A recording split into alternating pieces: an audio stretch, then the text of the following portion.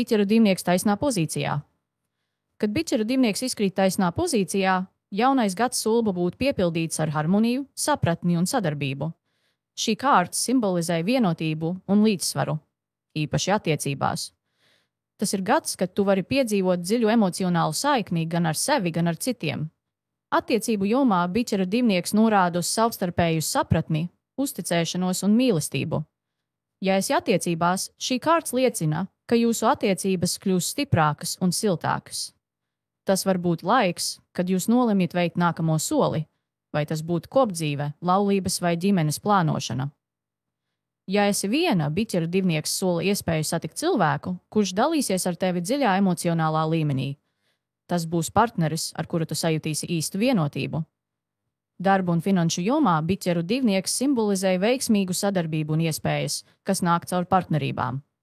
Tas varētu būt laiks, kad tu veido jaunu profesionālu aliansi vai strādā komandā, kurā visi dalībnieki saprot un atbalsta viens otru. Finansiāli šī kārta norāda uz stabilitāti un iespējamu atbalstu no citiem, kas palīdzēs tev sasniegt savus mērķus.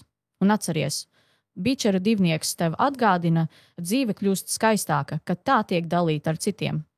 Kā saka, laime dalās kā biķeris, jo vairāk dalies, jo vairāk ir ko baudīt. Šogad uzticies sev un citiem, un tu piedzīvosi emocionālu piepildījumu. Biķera divnieks apgrieztā pozīcijā. Kad biķera divnieks izkrīt apgrieztā pozīcijā, jaunais gads var norādīt uz izaicinājumiem attiecību un sadarbības jomā. Tas ir laiks, kad tev jābūt uzmanīgai pret to, kā tu sazinies un kā uzturi saikni ar citiem. Iespējams būs situācijas, kurās būs nepieciešams strādāt pie līdzsvara un savstarpējas sapratnes. Attiecībās šī kārta var norādīt uz nesaskaņām vai neskaidrībām. Ja esi attiecībās, iespējams jums būs jārisina konflikti vai jāatrod veids, kā atjaunot emocionālo saikni. Šis ir gads, kad jārunā par to, kas jūs attālina, un jāspēr soļi tuvāk vienam otram. Ja esi viena, apgrieztais biķera divnieks var norādīt, ka tu iespējams jūties emocionāli neaizsargāta vai baidies veidot dziļākas attiecības. Tas ir laiks, kad jāatbrīvojas no pagātnes šaubu ēnām. Darba un finanšu jomā šī kārta var norādīt uz sarežģījumiem sadarbībā vai nesakārtotām attiecībām ar kolēģiem.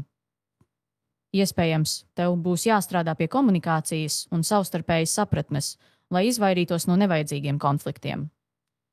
Finansiāli šī kārta liecina, ka ir svarīgi izvērtēt jebkādas partnerības vai līgumus, lai pārliecinātos, ka tie tev patiešām ir izdevīgi. Un atceries, apgrieztais biķeru divnieks tev saka, ka harmonija sākas ar tevi pašu. Kā saka, pirms var ielēt citam, pārliecinies, ka tavs biķeris ir pilns. Šogad strādā pie iekšējā līdzsvara un ļauj attiecībām kļūt par iedvesmas avotu, nevis izaicinājumu.